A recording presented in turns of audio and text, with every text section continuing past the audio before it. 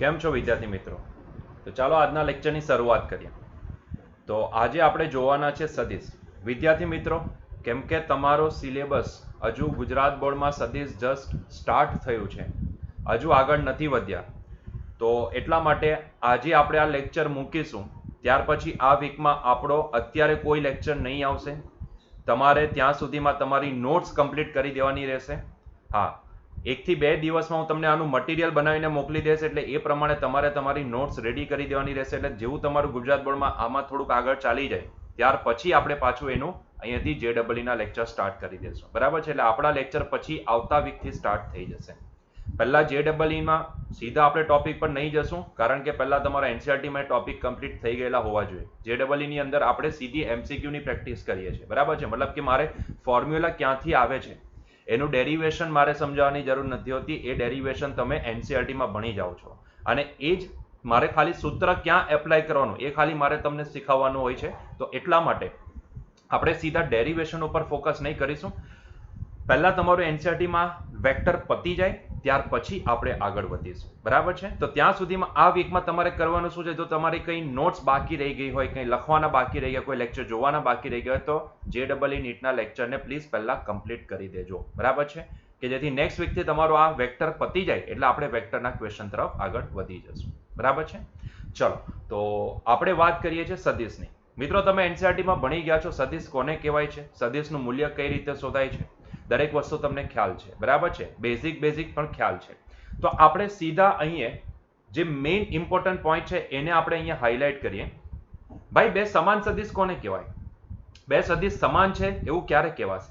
તો ભાઈ સીધી વસ્તુ કે જો બે વેક્ટરના મૂલ્ય સમાન હોય અને સાથે સાથે દિશા પણ સમાન હોય, એટલે કે બંને વચ્ચેનો એંગલ 0 ડિગ્રી હોય, તો એવા કેસમાં બે વેક્ટર સમાન છે એમ કહેવાય. અને તમને કદાચ ખ્યાલ હશે જ કે વેક્ટરના કેસમાં પહેલા ગ્રાફિકલ મેથડ યુઝ થતી હતી, પણ પછી ધીરે ધીરે જેમ આગળ વધતા ગયા તેમ ગ્રાફિકલ મેથડ, કારણ કે દરેક વેક્ટરને એના માન પ્રમાણે ડ્રો કરવું it is little bit difficult. બરાબર છે? તો એવા કેસની અંદર પછી ધીરે ધીરે આપણે એને સિમ્પ્લિફાઈ કરતા ગયા અને હવે ખાલી વેક્ટરને એના મૂલ્યથી દર્શાવીએ છીએ. બાકી પહેલા વેક્ટરને ડ્રો કરવામાં આવતો હતો. જ્યારે વેક્ટરની દર્શાવવાની રીત જ્યારે શોધવામાં આવી ને ત્યારે પહેલા ગ્રાફિકલ મેથડ યુઝ થતી. મતલબ કે મારે માની લો કે એક એ વેક્ટર છે અને મારે કેવું છે કે આ એ વેક્ટરનું મૂલ્ય તમને ખબર છે કે આ રીતે દર્શાવવામાં આવે છે, અથવા તો ખાલી એ લખી દો. That is also the value. It shows the value magnitude of that particular vector. તો આઈધર વેક્ટરને માનમાં દર્શાવો અથવા તો ખાલી આલ્ફાબેટ લખો, બંને મૂલ્ય દર્શાવે.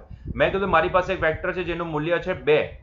તો આવા કેસમાં મારે શું કરવું પડતું હતું? મારે એક લેન્થ લેવી પડતી. જેમ કે આપણે પેલું સંખ્યા રેખા નહીં, પણ તમે ગ્રાફ ડ્રો કરેલા હશે તો ત્યારે એક્સ એક્સિસમાં 1 સેન્ટીમીટર બરાબર આટલા અને વાય એક્સિસ ઉપર 1 સેન્ટીમીટર બરાબર આટલા. બરાબર છે? એવું તમે ધારતા હતા ને તેવું મારે પહેલા તો અહીંયા સ્કેલ લેવો પડે કે ભાઈ અહીંયા 2 છે તો આને મારે દર્શાવવા માટે માની લો કે મારા માટે 1 સેન્ટીમીટર બરાબર વેક્ટરનો 1 યુનિટ. તો આવું 1 યુનિટ ધારીને ત્યાર પછી મારે સ્કેલ લેવી પડતી હતી અને એ સ્કેલ લઈને બરાબર 2 સેન્ટીમીટરની એક લેન્થ વાળી એક વેક્ટરને ડ્રો કરવો પડતો હતો અને પછી આ રીતે હું એને મૂકતો હતો. તો આ રીતે પહેલા વેક્ટરને દર્શાવવામાં આવતું હતું. તો ત્યારે આ જે વેક્ટરની લેન્થ છે ને, આની જે લંબાઈ હશે ને તે શું બતાવશે? વેક્ટરનું માન, વેક્ટરનું મૂલ્ય દર્શાવે. બરાબર છે? ત્યારે આવું આ નોટેશન યુઝ થતા હતા. હવે તમે સમજી શકો કે મેં કીધું કે એક વેક્ટર છે જેની મૂલ્ય છે 200. તો એના માટે મારે હવે એને સિમ્પ્લિફાઈ કરવા માટે મારે 1 centimetre is equals two let's સે કે મેં અહીંયા લઈ લીધા 100 યુનિટ. તો આવી રીતે પહેલા તો મારે ધારવું પડતું હતું, સ્કેલ લેવી પડતી હતી અને પછી મારે એ વેક્ટરને ડ્રો કરવો પડતો હતો. કારણ કે જરૂરી નથી ને કે વેક્ટરનું મૂલ્ય 1 થી 10 ની વચ્ચે જ હોય. વેક્ટરનું મૂલ્ય ગમે તે હોઈ શકે, હે ને? વેલોસિટી છે, વેલોસિટી એક વેક્ટર છે, વેગ. બરાબર છે? તો એ 20 મીટર પર સેકન્ડ બી હોઈ શકે, એ 50 મીટર પર સેકન્ડ બી હોઈ શકે, તો વેલ્યુ ગમે તેટલી હોઈ શકે. તો એવા કેસમાં વેક્ટરને ડ્રો કરવો લિટલ બી ડિફિકલ્ટ થઈ જતો. મતલબ કે આપણે પહેલા તો આ સ્કેલ ધારવાનું બહુ ડિફિકલ્ટ થઈ જતું. કોઈને માટે 1 સેન્ટીમીટર કોઈ 5 યુનિટ ધારી લે, કોઈ 10 યુનિટ ધારી લે, ડિપેન્ડ કરે. બરાબર છે? તો એવા કેસમાં પહેલા તો સ્કેલને જોવી પડતી અને પછી અહીંયા ફૂટપટ્ટી લઈને બેસવું પડતું અને માપવું પડતું અને આના ઇક્વિવેલન્ટ કેટલા છે તો જે જોવું પડતું કે ભાઈ આ તો 2 સેન્ટીમીટર છે. હવે આ સ્કેલ પ્રમાણે 1 સેન્ટીમીટર બરાબર 100 યુનિટ, તો આનું મૂલ્ય હોવું જોઈએ 200 યુનિટ. બરાબર છે? તો આ રીતની પહેલા પદ્ધતિ ચાલતી હતી. પછી જોયું કે યાર આમાં તો બહુ કન્ફ્યુઝન છે.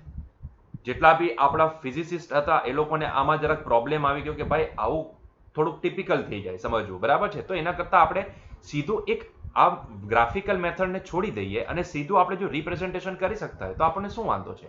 જેમ કે ભાઈ મૂલ્ય છે તો મૂલ્યને ભાઈ આ રીતે દર્શાવી દો, બરાબર છે. એના માટે સ્કેલ લેવ અને એને એટલી લેન્થનો ડ્રો કરો, એવું બધું શું કામ કરીએ? ગ્રાફિકલ મેથડને સાઈડ ઉપર મૂકો, કારણ કે એવરી ટાઈમ ગ્રાફ ડ્રો કર્યા કરવું it is little bit difficult, બરાબર છે. તો આપણે એક કામ કરીએ કે ગ્રાફિકલ મેથડને સાઈડ ઉપર મૂકીએ અને એવી ટેકનિક, એવી મેથડ્સ આપણે અહીંયા ડેવલપ કરીએ કે જે વિધાઉટ ગ્રાફિકલ મેથડ બી આપણને સીધું ફોર્મ્યુલાની અંદર વેલ્યુ મૂકો એટલે તમને આન્સર મળી જાય, બરાબર છે. જેના પરિણામ સ્વરૂપ આપણી પાસે બે વેક્ટરના એડિશનનું ફોર્મ્યુલા છે. પેરેલેલોગ્રામ મેથડ, ચતુષ્કોણની મેથડ, ટ્રાયંગ્યુલર મેથડ, એમાં તમે જોશો r is equals to under root a square plus b square plus twice ab cos theta. એ ક્યાંથી આવ્યું ફોર્મ્યુલા? એ ફોર્મ્યુલા ડિરાઇવ થયું, એની પાછળનું રીઝન એ હતું કે તે પહેલા ગ્રાફિકલ મેથડ પિક્ચરમાં આવેલી હતી, ગ્રાફિકલ મેથડ યુઝ કરવામાં આવતી હતી. મતલબ કે જો બે વેક્ટરનું એડિશન છે તો તમારે શું કરવાનું? પહેલા વેક્ટર જેટલી લેન્થનો છે એટલો ડ્રો કરવાનો, બીજો વેક્ટર જેટલી લેન્થનો છે કયા એંગલ ઉપર છે એ રીતે એને ડ્રો કરવાનો, અને પછી અહીંયાથી એક લીટી મતલબ કે એક બીજો વેક્ટર આના ટેલથી હેડ ડ્રો કરવાનો અને ફૂટપટ્ટી લઈને પછી આની લેન્થ માપવાની, અને એ લેન્થ માપ્યા બાદ આ સ્કેલ પ્રમાણે 1 સેન્ટીમીટર બરાબર કેટલા છે એ યુનિટ પ્રમાણે એને મલ્ટીપ્લાય કરવાનું, ત્યારે જઈને તમને આ રિઝલ્ટન્ટ વેક્ટર મળતો હતો. એ ગ્રાફિકલ મેથડમાં થતું હતું. એટલે અહીંયા ફિઝિસિસ્ટને જરાક પ્રોબ્લેમ લાગ્યા એટલે એ લોકોએ શું કર્યું? ગ્રાફિકલ મેથડને ટોટલી કાઢી જ નાખી પિક્ચરમાંથી. એ લોકોએ કીધું કે ભાઈ આપણે એના કરતાં એક અલગ મેથડ જ અહીંયા આપણે ડેવલપ કરી નાખીએ વેક્ટરને બતાવવા માટે, કારણ કે એવરી ટાઈમ ભાઈ દર વખત આ સ્કેલથી ડ્રો કરવાનું આ બધી વસ્તુ એ લિટલ બિટ ડિફિકલ્ટ થઈ જાય. તો એના કરતાં આપણે ફોર્મ્યુલા જ બનાવી દઈએ દરેકના. જો ફોર્મ્યુલા આપણી પાસે આવી જાય પિક્ચરમાં તો આપણા માટે બહુ ઇઝી થઈ જાય. એટલે એ લોકોએ કીધું કે હવે ગ્રાફથી નહીં બતાવો વેક્ટરને, હવે શું કરવાનું ભાઈ? જેમ કે મારે વેક્ટરનું મૂલ્ય બતાવો તો આ નોટેશન યુઝ કરો, અથવા તો ખાલી આ નોટેશન યુઝ કરો અને લખી દો 5, એટલે સામેવાળો જે જોનાર છે એને સમજ પડી જશે કે ભાઈ આ શું બતાવે છે? જે તે વેક્ટરનું મૂલ્ય બતાવે છે. નહીં તો પહેલા શું કરવું પડતું? એને આપેલો હોય વેક્ટર તેને ફૂટપટ્ટીથી માપવો પડતો, અને માપીને પછી 1 સેન્ટીમીટર, અહીંયા સ્કેલ બી લખેલું 1 સેન્ટીમીટર બરાબર આટલા યુનિટ, બરાબર છે. તો એની સાથે એને ચેક કરવું પડતું હતું અને એ પ્રમાણે એને એની વેલ્યુ કાઢવી પડતી હતી, બરાબર છે. તો એ નોટેશનને કાઢીને પછી સીધા આ અલગ ટાઈપના નોટેશન યુઝ કરવામાં આવી ગયા, એટલે ગ્રાફિકલ મેથડને ટોટલી કાઢી નાખવામાં આવી. પણ આજની તારીખમાં પણ ગ્રાફિકલ મેથડ જ બેઝ હતો કે જેનાથી આ વેક્ટરને દર્શાવવાની શરૂઆત થઈ હતી, હે ને. તો ત્યાર પછી મતલબ કે એ આપણા માટે બેઝ કહેવાય, એ મેઇન છે, બરાબર છે. જો તમે કોમ્પિટિટિવમાં જો પ્રિપરેશન કરતા હોય તો ગ્રાફિકલ મેથડનો થોડો ઘણો અંદાજ હોવો જરૂરી છે. કોઈક વખત ક્વેશ્ચન પડી બજાય, એમાંથી આવી પણ જાય કે તમને આકૃતિઓ આપેલી હોય એમાંથી કે ભાઈ આમાંથી કઈ આકૃતિ સાચી આકૃતિ, અને તમને સ્કેલ આપી દીધી હોય, બરાબર છે. તો મે પોસિબલ કેવા ક્વેશ્ચન આવી શકે, રેર કેસમાં આવે પણ આવી પણ શકે, બરાબર છે. ચાલો આપણે અહીંયા પોઈન્ટની વાત કરીએ. વેક્ટર સમાન, બે વેક્ટર સમાન ક્યારે કહેવાય? તો ભાઈ બંનેના મૂલ્ય બી સમાન હોવા જોઈએ અને બંનેની દિશા બી સમાન હોવી જોઈએ. આ બંને કન્ડિશન સેટિસ્ફાય થાય તો જ આપણે બોલી શકીએ કે ભાઈ બંને વેક્ટર સમાન છે, મતલબ કે બંને વચ્ચેનો એંગલ ત્યારે કેટલો હશે? 0 ડિગ્રી, બરાબર છે. ક્લિયર છે. એ જ રીતે સમાંતર સદિશ, જોજો સમાન સદિશ અને સમાંતર સદિશ, અહીંયા બંનેમાં અંતર છે.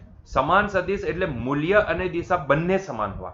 સમાંતર સદિશ એટલે માત્ર દિશા સમાન હોવી, મૂલ્ય સમાન ન હોય તો પણ ચાલે, બરાબર છે. તમે ધ્યાનથી જોશો તો દિશા સમાન એટલે કે એંગલ બંને વચ્ચેનો 0 ડિગ્રી. જે દિશામાં એ વેક્ટર હશે એ જ દિશામાં બી વેક્ટર, પણ આ બંનેની લેન્થ તમે જુઓ, બંને અલગ અલગ છે.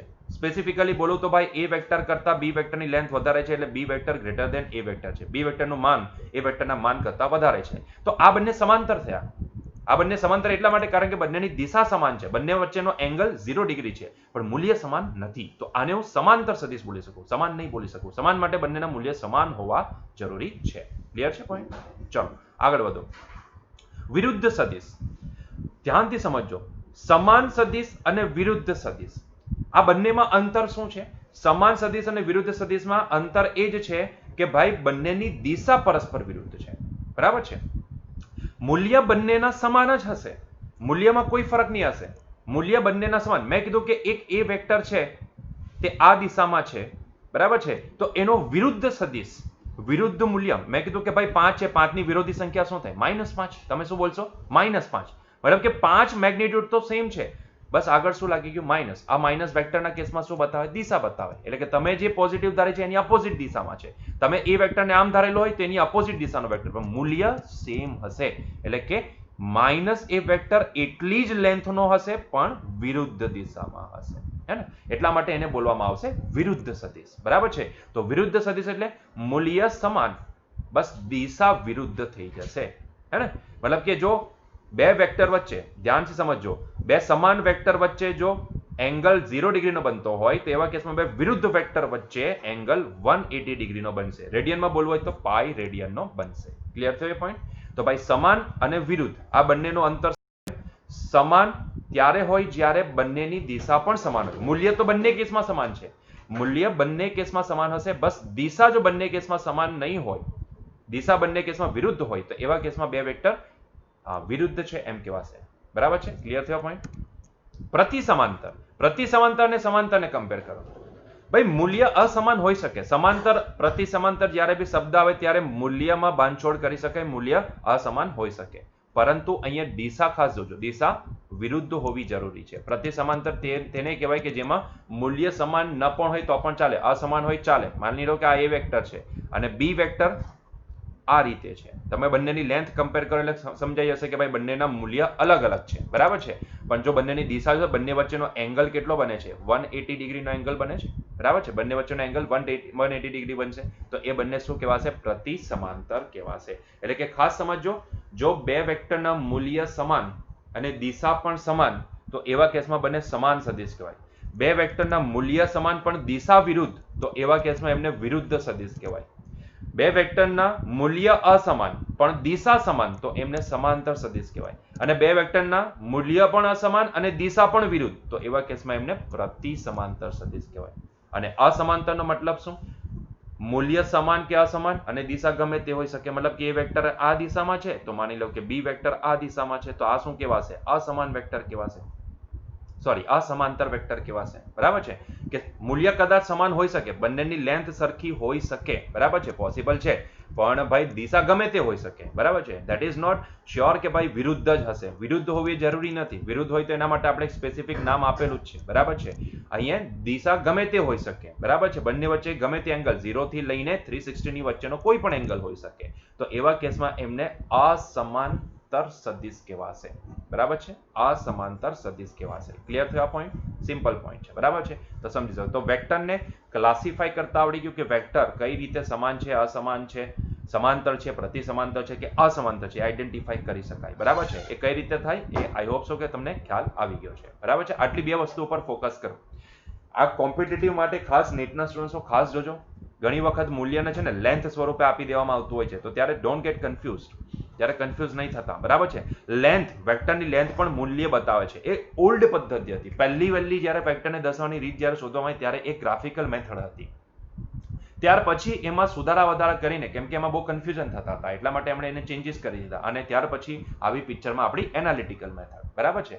અને ત્યાર પછી આપણે બસ એનાલિટિકલ મેથડને જ ફોલો કરીએ છીએ. આપણે રેર કેસમાં, કારણ કે વેક્ટરના પ્રોબ્લેમ આવે છે તો આપણે રેર કેસમાં એને ફિગર ડ્રો કરતા હોઈએ છીએ, બાકી બધું એમ જ ચલાવતા હોઈએ છીએ. બરાબર છે?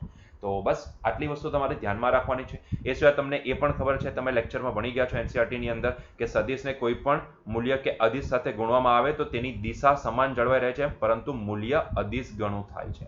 હવે આમાં પણ બે કેટેગરી તમે લાવી શકો કે અદિશ કયો છે, અદિશ કયો છે. જો અદિશ ગ્રેટર ધેન ધન અદિશ વડે ગુણવામાં આવે તો મૂલ્ય અને દિશા, મૂલ્ય એટલા ગણું થાય પણ દિશા નહીં બદલાય. પણ જો તમે ઋણ અદિશ વડે ગુણી દીધું તો આ કેસમાં મૂલ્ય તો એટલા ગણું થશે પરંતુ દિશા પણ બદલાઈ જશે, દિશા વિરુદ્ધ થઈ જશે. બરાબર છે? એઝ ફોર ધી એક્ઝામ્પલ એને આપણે સમજીએ. આ સ્ટેટમેન્ટને આપણે બે કેટેગરીમાં ડિવાઈડ કરવું બહુ જરૂરી છે. એઝ ફોર ધી એક્ઝામ્પલ, માની લો કે આપણે એક એક્ઝામ્પલ લઈએ. માની લો કે મારી પાસે એક વેક્ટર એ છે જેનું મૂલ્ય છે 2. ઠીક છે?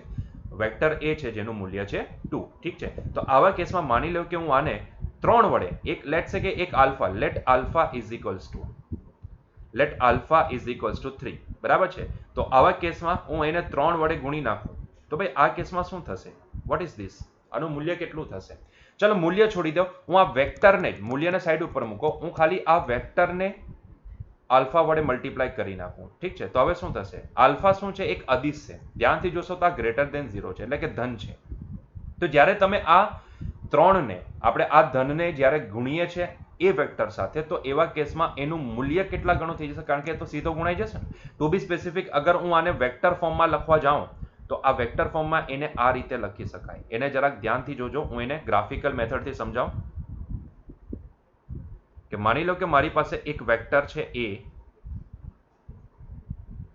કે જેનું મૂલ્ય મતલબ કે એની લેન્થ કેટલી છે, એની લેન્થ જે એનું મૂલ્ય દર્શાવે છે તો એનું મૂલ્ય છે લેટ્સ સે 2 એકમ, બરાબર છે. હવે હું શું કરું છું, late alpha is equals to 3 લઈ લઉં છું, which is greater than 0, and what I am doing, I am just multiplying that alpha with the a vector. So હું આ alpha a vector ને મલ્ટીપ્લાય કરું છું, alpha ને a vector સાથે મલ્ટીપ્લાય કરું છું લેતા. તો હવે રિઝલ્ટ શું નીકળશે, રિઝલ્ટ ભાઈ એ નીકળશે કે ભાઈ આ 3 જે છે ને એ એના મેગ્નિટ્યુડ સાથે તો ગુણાઈ જશે, પણ કેમ કે આ જે 3 છે ને આ 3 એ ધન છે એટલા માટે આનું મેગ્નિટ્યુડ કેટલું છે, 3 દુ 6, એટલે કે ભાઈ એ વેક્ટર લેન્થ સ્વરૂપે જોવા જાવ તો કંઈક લાંબો થઈ જશે કે જેનું મેગ્નિટ્યુડ બની જશે 6, એટલે કે આ હશે આલ્ફા એ વેક્ટર. શું એની દિશા બદલાઈ, જરાક જુઓ તો, જે દિશામાં એ વેક્ટર છે એ દિશામાં આલ્ફા એ વેક્ટર બી છે, હે ને. તો દિશા નહીં બદલાય, માત્ર મેગ્નિટ્યુડ કેટલા ગણું થઈ ગયું, 3 ગણું થઈ ગયું, જેટલા વડે ગુણ્યું ને એટલા ગણું થઈ ગયું. પણ એવો જ એક બીજું એક્ઝામ્પલ લેવામાં આવે જેની અંદર મને એ વેક્ટર આપેલો છે કંઈક આ રીતે જ 2 એકમનો, late alpha is equals to now -3 અને એ -3 લેસ ધેન 0 છે.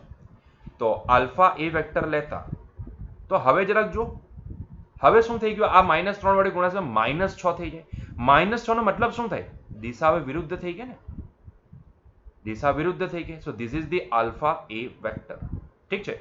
તો steel the magnitude is 6, magnitude તો 6 જ બોલી શકાય, પણ આ માઇનસ સાઇન શું ઇન્ડિકેટ કરશે, કારણ કે -3 ગુણ્યા 2 એ -6 થશે, એટલે આલ્ફા એ વેક્ટરને આપણે આ રીતે બતાવી શકીએ -6. તો એમાં જે આ -6 છે ને, આ માઇનસ એ શું ઇન્ડિકેટ કરશે, વિરુદ્ધ દિશા. મેગ્નિટ્યુડ તો 6 જ છે, મોડ લેશો એટલે ધન મૂલ્ય મળશે, એટલે મેગ્નિટ્યુડ તો 6 જ છે, મૂલ્ય એટલું ને એટલું જ છે, 6 જેટલું અહીંયા છે એટલું જ અહીંયા છે, બટ દિશા ચેન્જ થઈ ગઈ. ડાયરેક્શન જે પહેલા એ વેક્ટરની જમણી તરફની હતી તે હવે એની વિરુદ્ધ થઈ જશે, એટલે કે હવે ડાબી તરફની થઈ જશે. તો આ પણ ધ્યાન રાખજો કે જ્યારે તમે કોઈ એવો અદિશ કે જે લેસ ધેન 0 છે, ઋણ અદિશ છે, એની સાથે જ્યારે તમે ગુણો ને ત્યારે મૂલ્ય તો આલ્ફા ગણું થાય છે, પણ સાથે સાથે દિશા બી શું થઈ જાય છે, વિરુદ્ધ થઈ જાય છે. એ ખાસ ધ્યાન રાખો, બરાબર છે. ક્લિયર થયો પોઈન્ટ? ચાલો આગળ વધીએ. સદિશોનો સરવાળો મારે સમજાવવાની જરૂર નથી, તમે ભણી ગયા છો. 2 મેથડ છે, એમ તો જોવા જાવ તો આપણી પાસે 4 મેથડ નીકળે. પહેલી ગ્રાફિકલ મેથડ, બીજી આવે ત્રિકોણની રીત, અને ત્રીજી આવે સમાંતર બાજુની રીત, અને ચોથી એક છે એનાલિટિકલ મેથડ, જે તમે જોશો આગળ જતા, બરાબર છે. આમાં જ એનસીઆરટીમાં આગળ જતા તમે એક એનાલિટિકલ મેથડ પણ ભણશો, બરાબર છે. કે આપણે અત્યારે એની ચર્ચામાં નથી પડતા. તો સદિશ અને સરવાળાની મેઇનલી તમે 2 મેથડ ભણો છો, એક ત્રિકોણની અને એક સમાંતર બાજુની. ગ્રાફિકલ કદાચ તમે નહીં જોઈ હોય તો વેલ એન્ડ ગુડ છે, આપણા માટે એટલી બી ઇમ્પોર્ટન્ટ નથી, બરાબર છે. તો આપણે ત્યારે તમે અહીંયા આનું ડેરિવેશન પણ જોઈ ગયા કે જ્યારે સમાંતર બાજુ, ચાહે ત્રિકોણની રીત બોલો કે સમાંતર બાજુની રીત બોલો, તમને આખરે ફોર્મ્યુલા તો આ જ મળશે, બરાબર છે. તો આપણા માટે આ ઇમ્પોર્ટન્ટ છે, કોમ્પિટિટિવ માટે આપણે આ ફોર્મ્યુલા યાદ રાખવાનું છે, આનું ડેરિવેશન નહીં. ડેરિવેશન કોઈ કોમ્પિટિટિવમાં તમને એમસીક્યુ ની અંદર નથી પૂછવાનું, બરાબર છે. So derivation that you have to do it by yourself in the NCERT, તમે ગુજરાત બોર્ડમાં ભણી ગયા છો, બરાબર છે. તો આપણે એના ઉપર ફોકસ નહીં કરીશું, આપણે સીધા પોઈન્ટ ઉપર જશું કે ભાઈ જો 2 વેક્ટર તમને આપેલો હોય અને જો બંને વચ્ચેનો એંગલ થીટા હોય, સો ઇન ધેટ કેસ આ બંને વેક્ટરનો સરવાળો કેટલો થાય, બંને વેક્ટરનો સરવાળો તમને ખબર છે બંનેના ટેલમાંથી નીકળે, બરાબર છે. મતલબ કે એ વિકર્ણ તમારે લેવાનો કે જે વિકર્ણ એ બંનેની ટેલમાંથી નીકળતો હોય, અને એ સિવાયનો વિરુદ્ધ જે વિકર્ણ હોય તે શું બતાવશે, એ સિવાયનો જે વિકર્ણ હોય તે બાદબાકી બતાવશે. ધેટ યુ ઓલરેડી નો, બરાબર છે. પણ આપણને ફોર્મ્યુલા સાથે રિલેટ કરવાનો છે, ફોર્મ્યુલા સાથે મતલબ છે. તો આ હશે આર વેક્ટર, રિઝલ્ટન્ટ વેક્ટર, આ બંનેનો સરવાળો, બરાબર છે.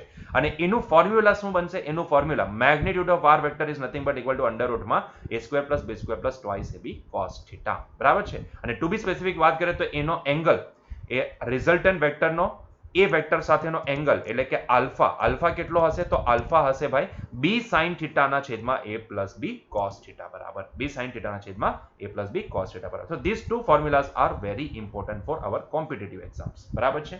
તો આ બંને ફોર્મ્યુલા બહુ ઇમ્પોર્ટન્ટ છે. બાદબાકી આવે ને તો એક કેસમાં ખાલી અહીંયા પ્લસની જગ્યાએ શું થઈ જશે, માઇનસ થઈ જશે, બરાબર છે. તે તમે ભણી ગયા છો. તો આપણે માટે આ ફોર્મ્યુલા ઇમ્પોર્ટન્ટ છે. અને મેં કીધું ને કે ભાઈ પહેલા ગ્રાફિકલ મેથડ ચાલતી હતી, પ્રોબ્લેમ્સ હતા, તો આપણા ફિઝિસિસ્ટે શું કર્યું, હવે એને એનાલિટિકલ મેથડથી ફોર્મ્યુલા બનાવી દીધું કે ભાઈ રિઝલ્ટન્ટ માટે એવરી ટાઈમ ડ્રો કરવાની જરૂર નથી. અધરવાઇઝ તમારે ડ્રો કરવું હોય ને તો કરવાનું કંઈ નથી. અહીંયાથી ટેલથી હેડ અને પાછા આના હેડથી પેલાની ટેલ જોઈન્ટ થાય એ રીતે બી વેક્ટરને આમ ડ્રો કરી દો, બરાબર છે. જેટલી લેન્થ આની છે એ પ્રમાણે લેન્થની સ્કેલ લઈને ફૂટપટ્ટીથી ડ્રો કરો, આની બી લેન્થ એટલી સ્કેલ લઈને ફૂટપટ્ટીથી ડ્રો કરો. તો હવે આ જે આર છે ને એની લેન્થ તમે માપશો ને એ તમને એ બંનેના સરવાળા બરાબર જ મળશે. બરાબર છે? એ હતી ગ્રાફિકલ મેથડ. બરાબર છે? જેટલી લેન્થનો વેક્ટર, જેટલા મેગ્નિટ્યુડ એટલી લેન્થનો વેક્ટર ડ્રો કરી દેવાનો. બીજો વેક્ટર જેટલી લેન્થનો છે એટલે જ લેન્થનો વેક્ટર ડ્રો કરી દેવાનો, પણ એ રીતે કે આના હેડ સાથે પહેલા બીજા વેક્ટરની ટેલ કનેક્ટ થવી જોઈએ. બરાબર છે? તો આ રીતે જોડીને પછી આની પહેલા વેક્ટરની ટેલ સાથે બીજા વેક્ટરના હેડને જોડો તો આની જે લેન્થ તમને સ્કેલથી માપતા મળે ને એ તમારી હકીકતમાં એ અને બી નો એડિશન બરાબર હોય. બરાબર છે? એ ગ્રાફિકલ મેથડ હતી, પણ હવે એને એનાલિટિકલ મેથડથી સોલ્વ કરવા માટે હવે એનું ફોર્મ્યુલા બનાવી દીધું કે this resultant magnitude of resultant vector will be this and what should be the angle. દિશા આપણે એને બોલીએ છીએ દિશા. હકીકતમાં મિત્રો તમને ક્વેશ્ચન એક થવો જોઈએ કે અહીંયા દિશા તરીકે આપણે ખૂણો જ કેમ બતાવીએ છીએ? તો ભાઈ હકીકત એ છે કે કોઈ બી જગ્યાએ આપણે જ્યારે દિશા બતાવવાની વાત આવે ને ત્યારે આપણે હંમેશા ખૂણા સ્વરૂપે જ બતાવીએ છીએ.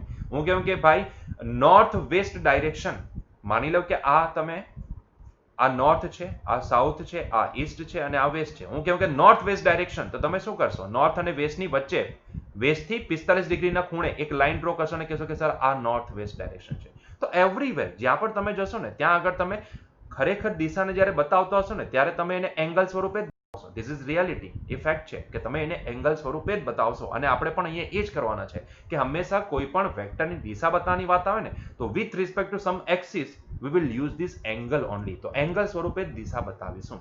and in this case tan alpha બરાબર શું થશે? b sin theta divided by a plus b cos theta. માટે alpha બરાબર શું લખી શકાય? tan ને પેલી બાજુ લઈ જાઓ. so this is tan inverse of b sin theta divided by a plus b cos theta. ઠીક છે? so this will be the direction. alpha જે આવશે તે આપણને હકીકતમાં શું બતાવશે? ડાયરેક્શન. એવું કહેશે કે ભાઈ તમે એ વેક્ટરથી આટલા ખૂણે ચાલી જાઓ અને આટલા મેગ્નિટ્યુડનો એક વેક્ટર ડ્રો કરી નાખો, તે હશે આ બંનેનો સરવાળાનો વેક્ટર. બરાબર છે? ક્લિયર થયો? સો that's why this alpha will show the direction. બરાબર છે? તો ચાલો જોઈ લઈએ આના બેઝિસ ઉપર એક ક્વેશ્ચન. એ વેક્ટર અને બી વેક્ટરના મૂલ્ય અનુક્રમે 10 એકમ અને 20 એકમ છે. ભાઈ અહીંયા તમને સીધા મૂલ્ય આપી દીધા છે. એ વેક્ટર અને બી વેક્ટરના મૂલ્ય એટલે કે એને સીધું એ વડે દર્શાવીશ. મૂલ્યને આપણે ક્યાં તો મોડ એ વેક્ટર વડે દર્શાવે અથવા તો સીધું એ લખીને દર્શાવી. બરાબર છે? તો આનો એ વડે દર્શાવે that is 10. What is the value of B? That is 20. બરાબર છે? અને આ બંને વચ્ચેનો ખૂણો કેટલો છે? 30 ડિગ્રીનો ખૂણો છે. તો પરિણામી સદિશ r નું મૂલ્ય કેટલું થાય? રિઝલ્ટન્ટ વેક્ટરનું મૂલ્ય કેટલું થશે? r is equals to under રૂટમાં સીધું ફોર્મ્યુલા છે a નો સ્ક્વેર પ્લસ b નો સ્ક્વેર. Don't get confuse. આ મેગ્નિટ્યુડ છે. આખા ફોર્મ્યુલામાં જ્યાં જ્યાં આપણે લખેલું છે ને this shows the magnitude of r, this shows the magnitude of a, this shows the magnitude of b, again this shows the magnitude of a, this shows the magnitude of b. બરાબર છે? તે બધા મૂલ્ય છે, vector નથી. એ બધા વેક્ટરના મૂલ્ય છે જે લખેલા છે, કારણ કે ultimately we are finding the magnitude. તો મૂલ્ય જ્યારે શોધતા હોય ત્યારે અંદર મૂલ્ય પ્લેસ કરેલા હોય. સીધી વસ્તુ છે. a square plus b square plus twice ab cos theta. That is the formula. What is the angle here? That is 30 degree. તો મૂલ્ય મૂકો અંદર બધા. અહીંયા થઈ જશે a એટલે 10 નો વર્ગ, b એટલે 20 નો વર્ગ plus twice 10 into 20 into cos 30 કેટલા થાય ભાઈ? √3/2 થશે. 2 2 છમ્મા છમ્મા. આનાથી સારું શું હોય કે તમને √3 બરાબર 1.7 લેવા કહી દીધું છે. બરાબર છે? તો આનાથી વિશેષ તો સારું શું હોઈ શકે? તમે જાતે સમજી શકો છો. તો ઇન ધીસ કેસ આ 10 નો વર્ગ 100 અને 20 નો વર્ગ 400 એટલે ટોટલ એડિશન 500 થઈ ગયું. બરાબર છે? અને પેલું 20 દાન 200 થઈ ગયું એટલે 200 ગુણ્યા જો આપણે 1.7 કરીએ તો 17 દુ 34 થાય એટલે 340 થશે આ. અને 340 એટલે આ વત્તા 500 કરશો એટલે 500 વત્તા 300 840 જેવું કંઈક થઈ જાય. બરાબર છે? તો અંડર રૂટમાં 840, અંડર રૂટમાં 840 એટલે જો એનું અંડર રૂટ આપણે કાઢવાની કોશિશ કરીએ તો એક કંઈક સમથિંગ, કારણ કે 840 એટલે એની નજીક એટલે 30 3 તારી 900 ની નજીક આવશે એટલે 900 એટલે 30 ની અંદર 28 પોઈન્ટ સમથિંગ નીકળશે. બરાબર છે? 28 પોઈન્ટ સમથિંગ એટલે આપણી પાસે એક જ ઓપ્શન છે, that is matching with that. બરાબર છે? તો ઇટ ઇઝ 29 એકમ. 28 પોઈન્ટ સમથિંગ નીકળશે. નિયર અબાઉટ બોલું તો 28.9 પોઈન્ટ સમથિંગ, 28.9 સમથિંગ એવી રીતની કંઈક વેલ્યુ આવશે. બરાબર છે? સો યસ, પરફેક્ટલી બોલવું હોય તો 28.9 સમથિંગ કોઈક વેલ્યુ આવશે, but it is near about 29. તો આનો આન્સર આપણે બોલી શકીએ 29 એકમ. બરાબર છે? કારણ કે એવું એક ઓપ્શન છે. તો no need to find out the direction, કારણ કે આપણી પાસે સીધું એક જ એવો ઓપ્શન છે કે જે આને મેચ કરે છે. So this is the answer. બરાબર છે, this is the answer. Sometimes we have to predict this things. આ ક્વેશ્ચન પૂછાઈ ગયેલો છે ઓલરેડી AI ટ્રિપલ ની અંદર. બરાબર છે, તો sometimes we have to predict something. બરાબર છે, તો એવા કેસમાં તમને એટલી તો સવલત કરીને આપવામાં આવશે કે એટલીસ્ટ મૂલ્ય તમે પ્રેડિક્ટ કરી શકો. બરાબર છે, કે જેથી દિશા તમારે શોધવાની જરૂર નહીં પડે. ઓબ્વિયસલી કે ભાઈ આટલી મિનિટની અંદર તમારે દિશા શોધવાની આવે તો it will be little bit difficult. બરાબર છે, તો ધીસ ઇઝ ધી આન્સર. તો અહીંયા આપણે આપણો આજનો લેક્ચર પૂરો કરીશું મિત્રો. તો હવે મેં તમને કીધું તેમ કે હવે મળીશું આપણે નેક્સ્ટ વીકમાં. તો આ વીકમાં તમારે કરવાનું શું છે, તો અત્યાર સુધીની જેટલી નોટ્સ બાકી હોય કે જો કોઈ વિડીયો જોવાના બાકી હોય તો પ્લીઝ કમ્પ્લીટ કરી દેજો, પૂરું કરી દેજો, કે જેથી આપણે નેક્સ્ટ લેક્ચરમાં આગળ વધી શકીએ. બરાબર, ત્યાં સુધીમાં તમારું ગુજરાત બોર્ડમાં બી તમારું આ પૂરું થઈ જશે. બરાબર છે, કારણ કે મને એવી ઇન્સ્ટ્રક્શન આપવામાં આવેલી હોય છે કે જ્યાં સુધી તમારું એનસીઆરટી કમ્પ્લીટ નહીં થાય ત્યાં સુધી મારે પાછળ MCQ સ્ટાર્ટ નહીં કરવાના હોય. બરાબર છે, તો એટલા માટે પહેલા તમારું એનસીઆરટી આગળ નીકળી જાય ત્યાર પછી આપણે એને રિલેટેડ MCQ જોતા જશું. ક્લિયર છે? ચાલો, તો મળીએ નેક્સ્ટ લેક્ચરમાં. Till that enjoy your day. By.